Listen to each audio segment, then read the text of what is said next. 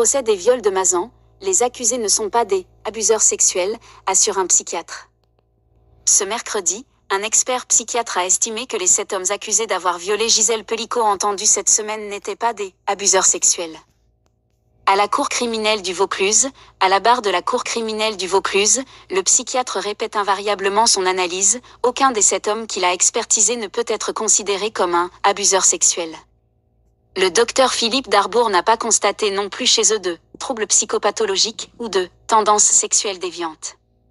Bien sûr, ce médecin de 75 ans, dont 50 ans de carrière, n'ignore pas que tous ont été filmés alors qu'ils avaient des relations sexuelles avec Gisèle Pelicot alors qu'elle était sédatée à son insu.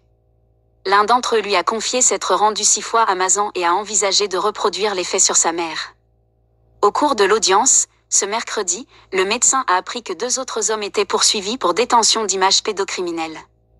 Des éléments qui ne sont toutefois pas de nature à faire évoluer son analyse.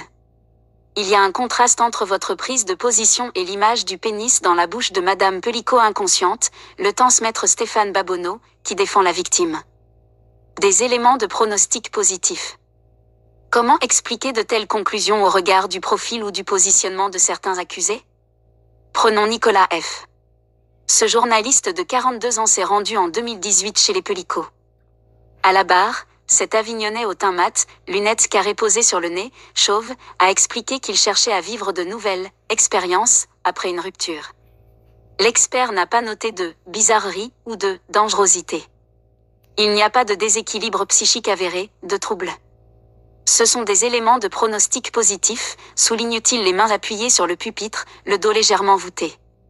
Quid des images pédocriminelles, zoophiles ou sadomasochistes retrouvées sur l'ordinateur, qu'il n'y avoir téléchargé? Est-ce que cela peut faire varier vos observations? L'interroge le président de la Cour, Roger Arata.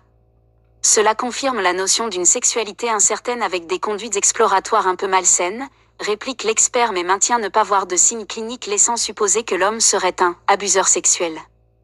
Dans une expertise de cette nature, notre rôle est de préciser un risque de récidive. Donc ici, en quelque sorte, de faire la différence entre un abuseur sexuel de circonstance et d'habitude, insiste le docteur Darbour. 6 fois, ce n'est pas récurrent. Mais où se terminent les circonstances pour entrer dans l'habitude? Charlie A. est le plus jeune accusé de la semaine.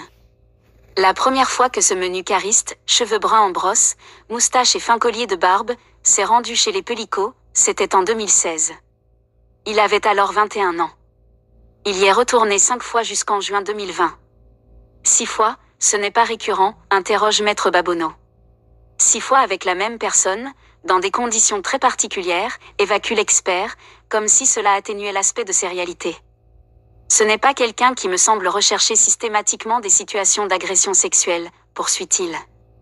Pressé par l'avocat de Gisèle Pelicot, le docteur Darbour reconnaît qu'il aurait peut-être fallu utiliser le terme de « prédateur » plutôt que celui des « abuseurs », mais ne revient pas sur son analyse qui donne le sentiment d'être très datée.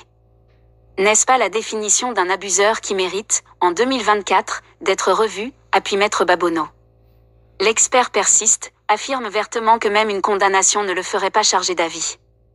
Après avoir l'entendu près de 2 heures, impossible de se défaire de cette question, comment aurait évolué l'affaire sans ces vidéos accablantes?